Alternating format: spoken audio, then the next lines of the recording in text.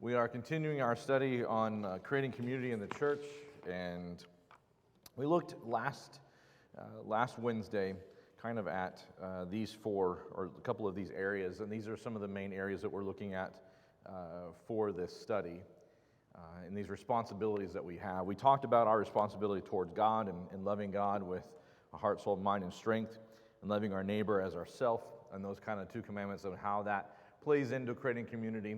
And those kind of things are responsibilities that we have towards God and towards our neighbor. And then we talked about those one another concepts that we looked at last Wednesday, our responsibility to our brothers and sisters here. And we're going to look at some kind of an aspect of responsibilities that we have toward ourselves, but also towards our brother and sister tonight. But I want to kind of finish off what we were talking about last time. These are these concepts we were talking about. And if we're doing these things, like if everybody's doing these things towards one another, that creates that atmosphere that we're looking for in here. The idea of talking about creating community inside the congregation is an idea of making sure that we're all on the same page of what the expectations we should have of one another. Have you ever heard somebody talk about healthy expectations? There are certain healthy expectations that we should have of one another, and these are it. These are responsibilities that we have one towards another. These are not only expectations, but commandments from God that we should be practicing these things towards one another. And if we're doing that, this should be just an awesome place, right? We should be like, it's a small world kind of thing at Disney, right? It should just be perfect. Everything's awesome when we're all doing these things. However, to err is human, right? We make mistakes. I'm not going to ask you to raise hands, but I've made a mistake before, okay? I can speak for myself. I've made a mistake on some of these before and had to own up to said mistake. And so in doing that, we're going to talk about a few things, but I want to look at some passages in Colossians. We didn't go through Colossians chapter 3. If you ever get a chance and it's like, what should I study today? Read Colossians chapter 3. It's a great chapter. Whenever I'm going to a congregation for the first time, and especially some places, I teach Colossians chapter 3, but there's a lot there about us as a church, how we work. But even in the letter itself, Paul talks to them about having, the church in Laodicea at least, having been knit together in love. How many of you have a quilt, patchwork quilt? How many of you have those? I have some really old ones that are handed down. Do y'all have some of those? They're starting to turn colors now. That's just how they do. And the intricate, pieces, like the individual patches on those things aren't as pretty as the combination of all of them together, right? Would you agree that you've seen those individual patches? I was like, well, mine has really pretty patches. Whatever. But you get the idea that together they're better. And they create something together. Individually, they're just scraps, but together they are knit together. And that's the kind of imagery here that Paul uses. He wasn't thinking of quilts necessarily, but this concept that being knit together. And he also talks about us, or the congregation there, being knit together out of, what does this passage tell us about the congregation in Colossae? Was it a monocultural group of people? Yes, we have being renewed in the true knowledge. It is a reformed. Let me see. Did they come from one culture? Their backgrounds, did they come from all the same culture and were blended into the one? No, very much not. They all came from various backgrounds, but they are renewed, and that's what that whole chapter is talking about, putting on Christ and what it looks like to be renewed in a true knowledge of Christ. Because of those things, they were able to come together into one group.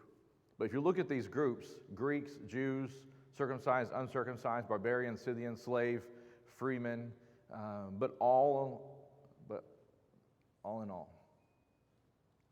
Can we see that group of people together? And the reason why they were able to come together is because they had been knit together in love. That whole chapter talks about kind of the same things we talked about last week. It would be redundant to go through that chapter. But I wanted us to look at this and recognize that before we jump into what we're talking about tonight, This is what we're supposed to have. This is what we're supposed to do towards one another.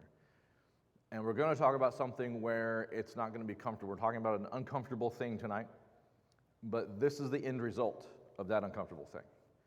We will go through some of these things when you're coming together and blending into, out of all these groups, blending into one culture, blending into one community. You're going to go through some things, and you're going to go through conflict. Conflict happens, okay? You've heard me say this before, in jest, but quasi-seriously. Where 2 or 3 are gathered together in my name, there will be drama, all right? It's human nature, things happen, okay? Things happen. You didn't eat a sandwich today, and you got hangry, and you said some things you probably shouldn't have. You know what I'm saying? You know what I'm saying, right? We've all been there, okay? So we're going to talk about this. Tonight we're going to be very real about it and being open and honest. And what does the Bible say about these things? And talk about conflict as we go through this, and then get into some nuts and bolts of conflict. But when things that are working against us, when conflict happens, human nature is working against us. Because when conflict happens, what do we initially want to do? What's the knee-jerk reaction for some of us whenever fight or flight, right? So maybe you're in the fight mode, right? I'm going to stand my ground, right? I won't back down, Tom Petty, and I'm going to be here, right? But then there's others that are like, I'm flying, I'm leaving, I'm not going to be around it all. I will and take the ostrich approach. So those things they work against going through conflict in a healthy way. How about wrong examples? Where do we learn how to deal with conflict? Parents? Siblings? Maybe. What are some other areas that we learn to deal with conflict? I'm sorry? Media, work. Maybe there's the culture at work and things that are around. We deal with conflict. That's just how it's done. That's just how we do things around here. Well, not necessarily. Yes, sir? Results? Results can teach us. Either way, right? Results can teach us. If it works, yeah. And sometimes it worked for me, right? Sometimes the results are, it worked for me. I got what I wanted out of it. It's fine, right? That might not be what we're shooting for, but I got what I wanted out of it. Do our emotions, or does anger get in the way sometimes? Maybe a little bit. Because a lot of times conflict has within it the idea that it's dealing with me. It's a very personal thing. You know, it's frustrating when somebody goes through a conflict with somebody. Well, it's nothing personal. It is entirely personal, right? That's right up there with just calm down. Those are 2 very effective ways of getting things over with, right? That works, right? No. Yes. That's like gasoline on the fire. Just calm down. Yep, not going to work. All right, so anger and emotion can be counterproductive in dealing with this. And these are things, if we recognize them, it can help, right? Because if somebody says something and you feel that little, you know what I'm talking about? That emotion that's there, it's there, right? That's not the sin. It's what you do next that becomes the issue. Yes, ma'am, that's exactly right. Angry and sin not. What about misconceptions of meekness? What do we say about meekness? What is can be weak? Well, I got to be meek. I can't say anything. Oh, it's not my place. Then yes, you become the doormat. Everybody just kind of walks all over you because you're not going to stand up and say something. And I'm going to say a lot for myself. It took a lot for me to learn how to be assertive, that I can be assertive and be a Christian and it's fine, right? You will have to be your own advocate. Nobody will know you are offended unless you do what? You say, I have an issue here. It is completely healthy and normal and right for us to say those things. How we do it depends a lot on things, but it is right for us to say something. And misconception of meekness is, well, I just can't say anything. I just gotta take it. I gotta turn the other cheek and turn the other cheek. until I have no jowls left, right? No, that is not how this works, okay? So we'll deal with some of this. Fear of conflict. This is the ostrich approach. You know what I mean by the ostrich approach? What does an ostrich do? Head in the sand, right? And it goes away. If I don't see it, it goes away, right? We do that a lot with other things too. If I don't read the credit card statement, maybe it's not there, right? So no, it just goes away. It just goes away. So fear of conflict doesn't resolve anything. It actually will compound things because it gets into bottling it up. We don't deal with it, we bottle it up. What happens? Vesuvius eventually happens, right?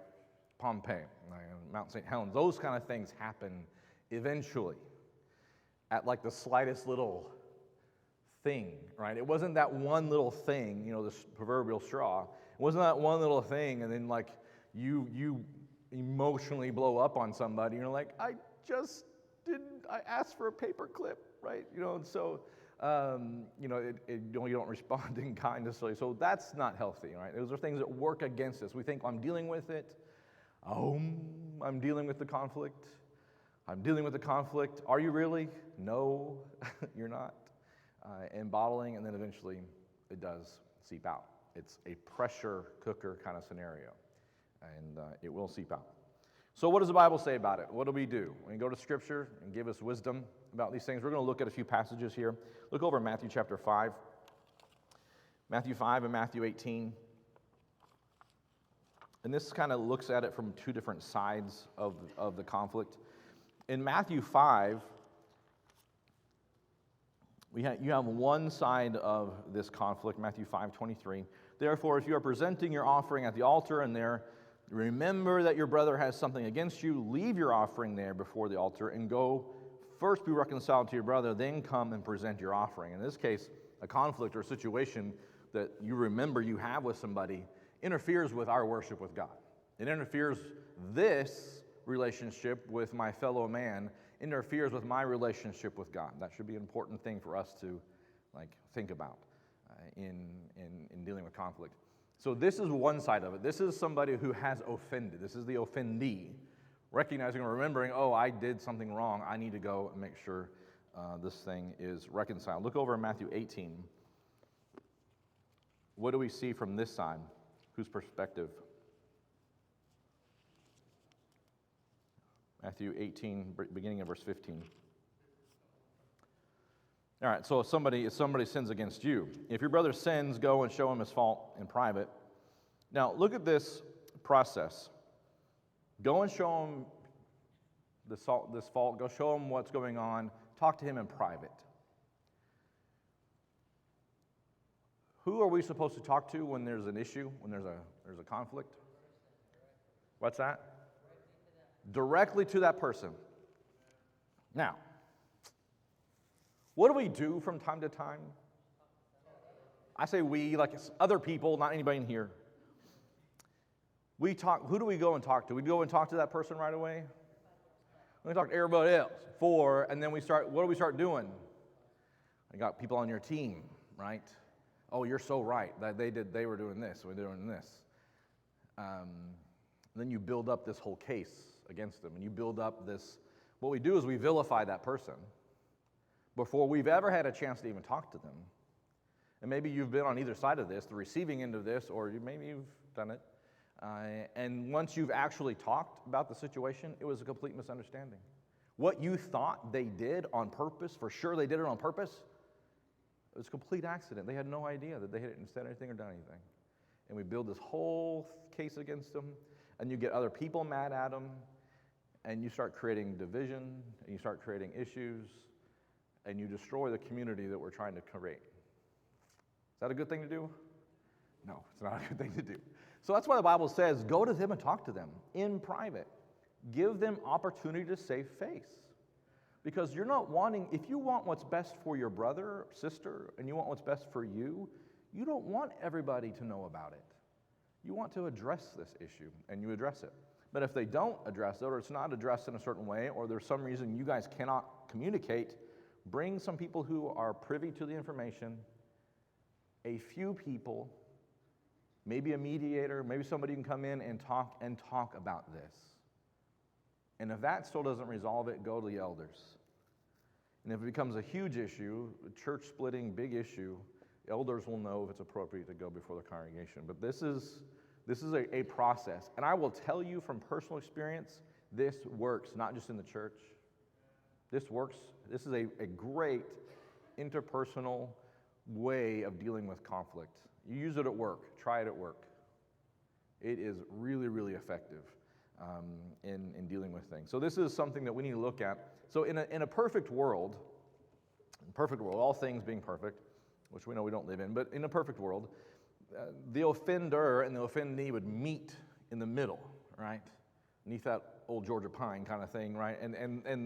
And resolve the issue. And so the Bible is teaching from both sides, right? To deal with things if we're willing to listen and do what's right. Again, we're wanting what's best for the other person and for ourselves in this situation. It alleviates a lot of stress and anxiety if you deal with it quickly. Look over in Luke chapter 17. Luke 17.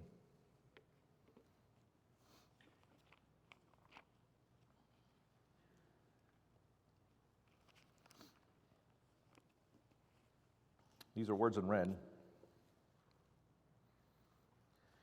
Be on your guard. If your brother sins, rebuke him. And if he repents, forgive him. If he sins against you 7 times a day and returns to you 7 times saying, I repent, think about it. No, forgive him, right? And this is that idea. But if your brother sins against you, or if your brother sins, rebuke him. Jesus says, you need to talk to this person. Jesus says, talk to him. Now, is it easy to do this? No, it's not, because what happens? Why is it not easy? What keeps us from doing these things? What keeps us from? The emotions that are involved in it. What else? What's that? Fear. What's going to happen? What's the result going to be? Is it going to change the relationship? And when we deal with that, the relationship's already changed, right? The relationship's already changed. How are they going to respond to the information? What are some other things? Pride, our own pride, maybe their pride, and dealing with it. It's uncomfortable. Is it uncomfortable? Maybe I'm sitting around waiting for them to come to me. Well, they're supposed to come to me because Matthew 5, all right? But maybe they don't know. Right? The Matthew 5 was in the case when I remember they knew, but maybe they don't know that they have offended.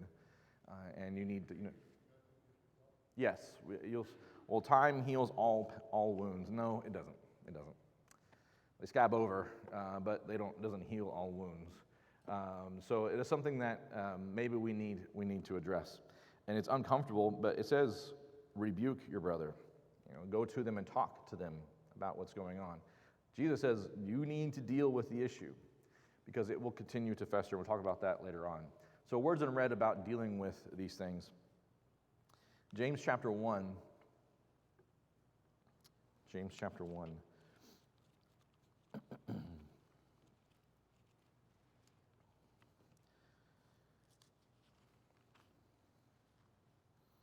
This you know, my beloved brethren, but everyone must be quick to hear, slow to speak, and slow to anger. For the anger of man does not achieve the righteousness of God. Now, what advice is this giving us about conflict resolution? What is James saying here about conflict resolution? What's that? Be quiet, right? What's that? Think first. Now, have you ever acted like knee-jerk reaction to something, and that knee-jerk reaction was probably not the best option? Not just me? Okay. So we act without engaging the brain, and later on your brain's like, why did we do this, right? Why? We just made it more difficult for ourselves.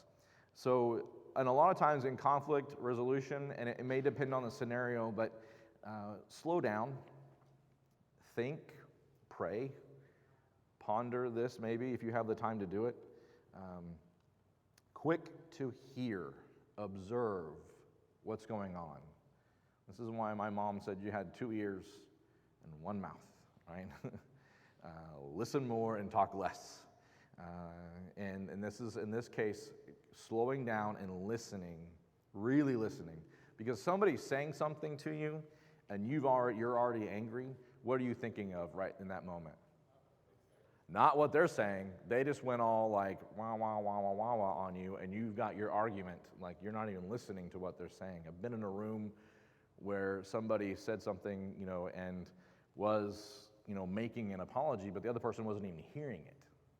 Wasn't even hearing the apology. Because they had already said in their mind what they thought was supposed to happen in a certain way, and they weren't listening to the words coming out of the mouth of the other person. And so it is important that we slow down, slow to speak, and slow to anger, because our anger, as much as we like to hide behind it and use it as a battering ram and get stuff done, I worked for a boss that he just got angry and mad at everybody and got stuff done. That was his leadership role or skill. It was not a fun place to be. And so that is not, I might get my way, but you did not create a healthy environment, right, in doing that. You've isolated everybody in that case. Ephesians chapter 4 also has shed some light on this.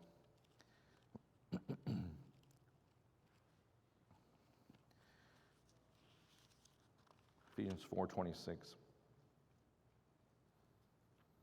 Be angry, yet do not sin. Do not let the sun go down on your anger.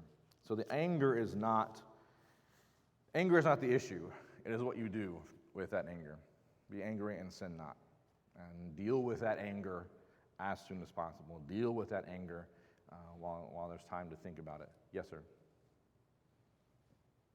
When I go back to Matthew 18, Mm. there's so many examples. I'm sure everybody's seen them, but it didn't happen. I wonder sometimes if we don't really see it as a sin when we don't confront our brother and carry that burden of ourselves to take care of it. The wise old Barney Fife used to say, nip it in the bud. Yeah. Yeah. That's exactly what can happen. With a humble approach to a brother in sin or a sister in sin. Mano a mano, Yes. one-on-one, with the right attitude. But how often have we all seen that just snowball into a mess? Yeah. And over years, pain never goes away. No, it does not. Did y'all were able to hear that? It's the idea that where, Matthew 18 is something that maybe it's a sin if we don't do that and we allow a conflict, we allow a situation to snowball and fester into something that could have been stopped, could have been dealt with if it hadn't been nipped in the bud like it should have been. And so it's very important that we consider these things. These are for our benefit, for our good, that we do these things. Sometimes the conflict isn't good, but I will tell you this, and this will fast forward to the end. A relationship that's gone through conflict and resolved it is better after, is stronger after. A relationship that has conflict, because every relationship has conflict, a relationship that has conflict and never deals with it is always weaker for it. There's always excuses, there's always something else. So there's a relationship that's gone through conflict and been able to deal with it in a healthy way and come out in a healthy way. It can be stronger for it.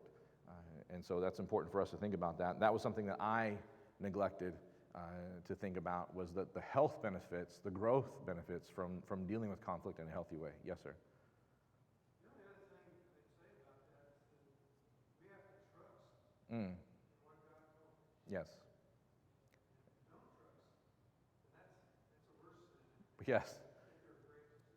If we don't trust what God has given us, His information about dealing with conflict, yeah. Because we make all kinds of excuses, and I've done it.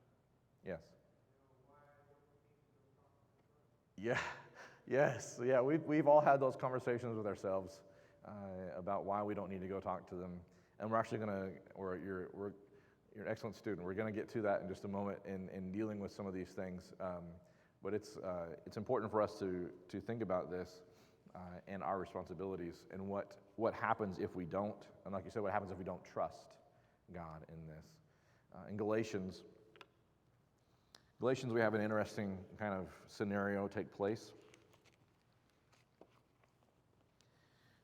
Galatians chapter 2, there was a bit of conflict. Do y'all remember the key players in Galatians 2? Paul and Peter. But when Cephas, Peter, came to Antioch, I opposed him to his face because he stood condemned. For prior to coming to us of certain men of James, from James, he used to eat with the Gentiles. But when they came, he began to withdraw and hold himself aloof, fearing the party of the circumcision. Now, are those who believe the party of the circumcision, that you still had to be circumcised and follow certain practices to be a Jew, those who came from James, those who came down from Jerusalem. So the rest of the Jews joined him in the hypocrisy, with the result that even Barnabas, son of encouragement, right? Even Barnabas was carried away by their hypocrisy. Oh, well, we don't actually eat with them there. Yeah, we let them be part of the church, but they started doing that kind of stuff with the Jews or with the Gentiles. But when I saw they were not straightforward about the truth of the gospel, I said to Cephas in the presence of all, if you being a Jew live like the Gentiles and not like the Jews, how is it that you compel the Gentiles to live like Jews? Why do you make them live in a way that you're not even living yourself, is what he's saying. Now, he did this in front of everybody because it needed to be nipped in the bud. This was a congregational issue. It was already out in the open. This was no longer a private affair because it was all out in the open. And so it needed to be addressed right away in this thing. It wasn't like you could just take Peter's side and say, Peter, Cephas, this isn't cool. It needed to be dealt with in front of everybody because it was an everybody thing. It was already affecting everybody. And so it was dealt with. In that moment, it was dealt with the way it needed to be dealt with.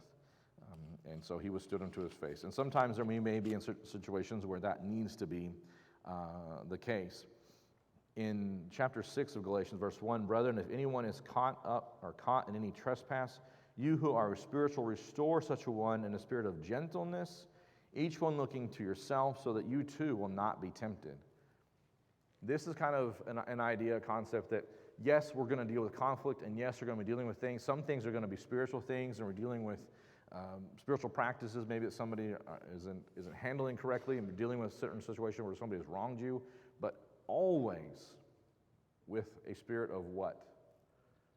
Gentleness and love for my neighbor, love for my brother, wanting what's best for them in the outcome as well, not just trying to get what's best for me, not just trying to get them to own up necessarily, and that sometimes we put parameters on it that don't need to be there. But restore such a one with gentleness and making sure that I, in this process, am not doing anything to wrong or doing anything that I am, should be very careful how I'm handling it, that I will not be tempted to do something similar. So Galatians gives us some information here as well.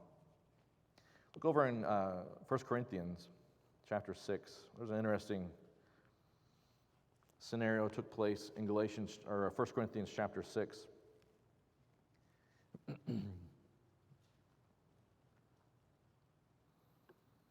So we're not going to take time to read this whole section here, but in the gist of it, what was happening? What was happening in this congregation? What were they doing? They were suing, or they're taking people to court for things that were happening in the church. And Paul's like, what in the world? Why are you dealing with spiritual things? Why are you, who are spiritual, who should have a higher understanding and wisdom of things than public courts, taking your brother to court? Do we need, when dealing with conflict, to take it outside somewhere else? No, we don't need to do that. We need to deal with it in-house. These are things that we need to deal with in-house. And this, I'm not saying necessarily just inside the congregation, but maybe in our own family, maybe in our own unit, that we're not dealing with these things and just letting everybody know about what's going on. In this case, he says, you have people in the church. Don't you have somebody wise enough in the church to handle it? And that's another thing. If there's a situation that has arisen and there's a certain amount of conflict, and I don't know how to handle it, can we go to somebody who has the wisdom maybe our elders, maybe somebody we trust that has the wisdom to deal with the situation, and they can be an arbiter, they can help in dealing with the conflict. Maybe I don't trust myself to deal with it in a way I should. It has affected me so much. I need somebody to help me walk through these steps, to help me with this. And yes, and that's the case. We need maybe there's certain circumstances where this is the case. This is what, but I don't bring it outside the church. I don't take it outside the unit that it needs to be resolved in. And in this case, we don't need to take our spiritual matters and put them in front of a public affair. That's not something that needs to be done. But in conflict, we need to be recognizing as well that we don't wrong or defraud, but rather he said it's better to just be wronged. It's better to just be defrauded than it is to make sure you take your brother to court.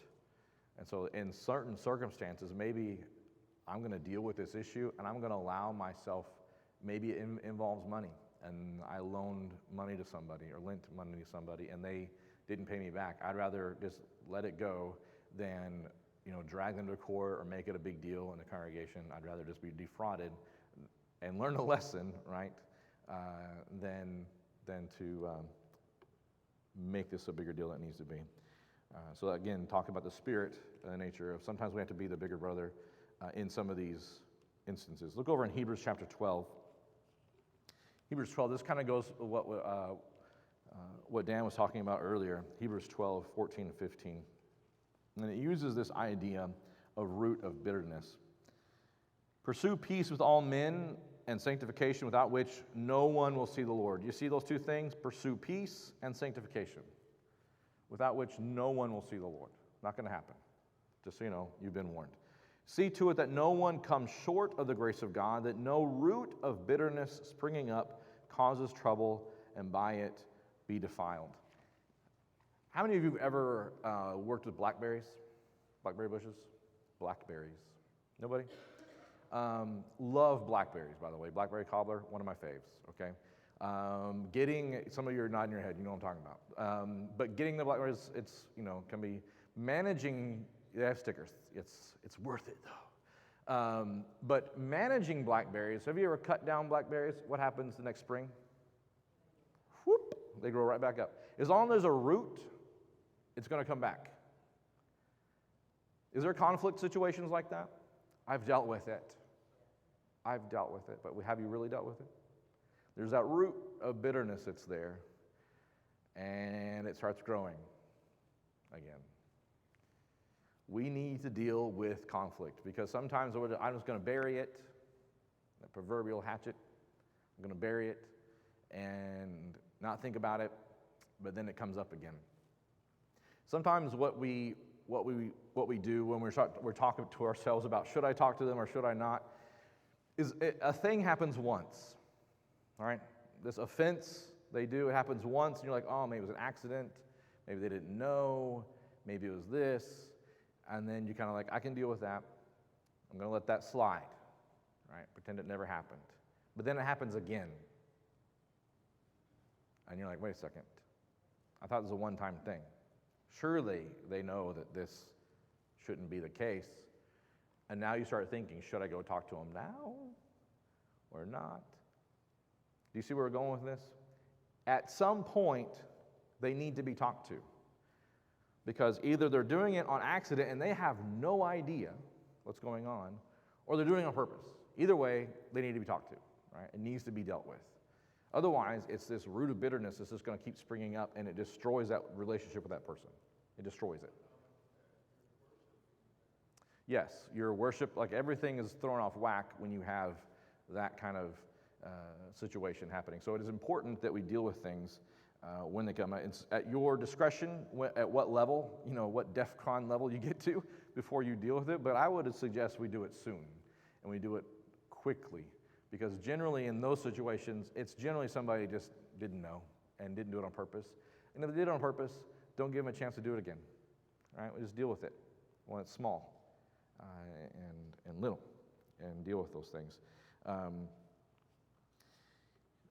want to go to 1 Corinthians. The Romans 12 we kind of talked about last time, but it's good here as well. I want to go to 1 Corinthians, the love chapter, right? And talk about this for a second in dealing with conflict.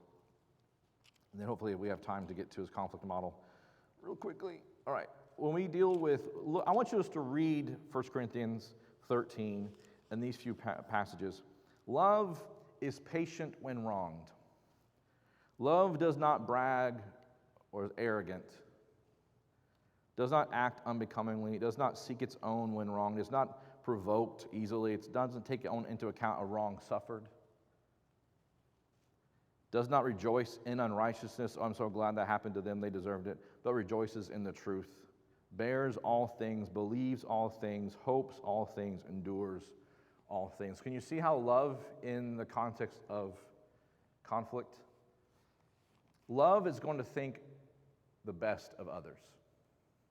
Love is going to want what's best for others. Love is going to be patient with others when it's hard. Love is going to say, yes, I forgive you, even, I forgave you for this last week, but I will do it again. Love is what's going to do this. Does not act unbecomingly. These things, when we start looking at love in this way, it gets hard. Love can be difficult. It is not just a pretty little thing to read at a wedding, right? This was here to deal with real life. Not to say at a wedding is not real life, but you understand what I'm saying, right? When at a wedding, you're all Twitter-pated, and it doesn't matter what you say, you're going to forget it anyway. But when it gets difficult, after the honeymoon's over, that's when you need to go back and read this. Love is patient during conflict. Love wants what's best. But there's a lot of amens over there, Giselle. I don't know if there's, we need to, I know. We'll talk later, okay. That's But bears also, these are things that we need to think about in dealing with conflict. I want what's best for my brother or sister. I want what's best for the congregation. I want what's best for the cause of Christ. You understand? Okay, let's quickly go to, time to get to the things. We had some proverbs about conflict. Let's quickly go over to, I don't know the number, I'd have you skip ahead. There it is, picture. All right, everybody loves pictures. Okay, so conflict model, do y'all see this? Can y'all read that? This is great, I found this. I didn't make this, I found it. When we're looking at this model, this is a process that we go through. There's the tension, the initial conflict. There's the role dilemma, like whose fault is this? And we start thinking about it's their fault, and we start going through that, concept in our minds. And then we start gathering injustices. We start looking at things that they did wrong and building our case against them and maybe bringing in other people. And then a lot of times that's where it stops, that we don't actually go and talk to the person. Because then if we're going to continue down this process, we have to confront them and talk to them.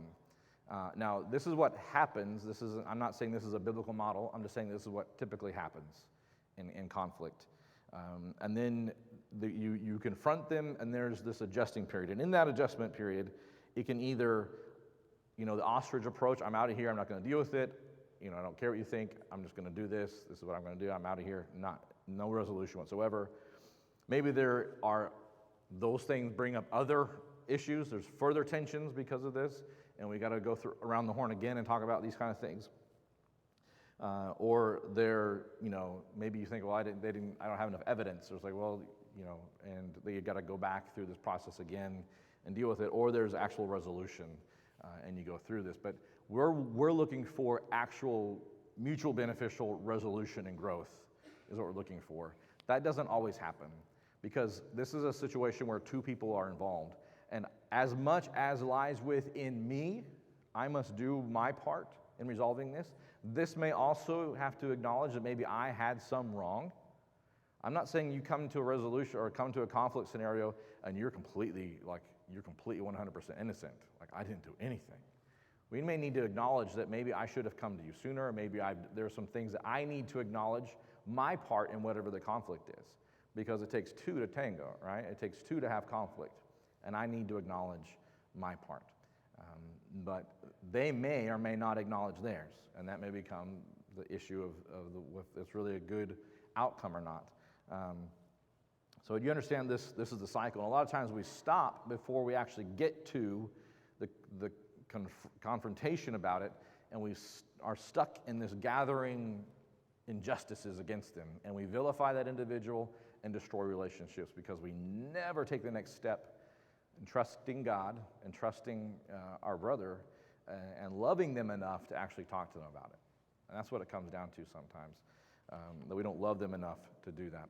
Here are some things that when conflict happens, what do I take away from this? What are my takeaways? I might need to talk with somebody tonight or soon. How do I deal with conflict? It could be better. Maybe I've learned something I could do better with my conflict. Am I vilifying anybody right now? Right? Am I doing that right now? How is my communication? Am I communicating my needs? Am I being an advocate for myself? Would I be considered a peacemaker? Blessed are the peacemakers, right? Would I be considered a peacemaker, or am I making this a bigger issue than it needs to be? Am I using conflict as a weapon in getting what I want? Have you seen that? There are certain people who are like completely comfortable with conflict, and they come into a room like a battering ram. We call them closers, right? Closers in the business world. And they're completely confident with conflict, and they use it to their own gain and use it as a weapon. And we need to be honest with ourselves. And maybe we can learn, we can be assertive. We can say, I hear what you're saying, but it makes me feel this way when this happens. It's completely okay for me to say something. In an appropriate way, it's completely okay for me to be my own advocate and say, whatever this tension is, it made me feel this way. I recognize maybe this about it, but I think we need to talk about it. These things need to happen, and we will be better for it when we're doing it the right way. But if we ostrich, we bottle, we don't deal with anything, we are weaker for it. As a community, as a congregation, we're weaker if we're not dealing with the things like we should. Thank you very much for your time tonight. I hope you have a good rest of your week.